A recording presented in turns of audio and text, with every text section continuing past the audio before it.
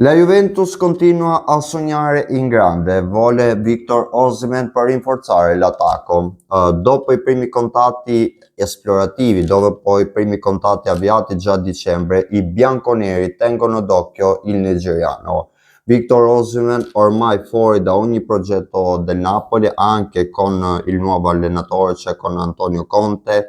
Il problema però principale resta il prezzo del giocatore. Il cartellino di Victor Osimhen è stato valutato da Napoli per quanto riguarda il campionato italiano oltre 100 milioni di euro, mentre la Juventus dall'altra parte sarebbe pronta ad arrivare a 75-80 milioni di euro, magari dopo qualche cessione importante come quello di Vlahovic o Federico Chiesa.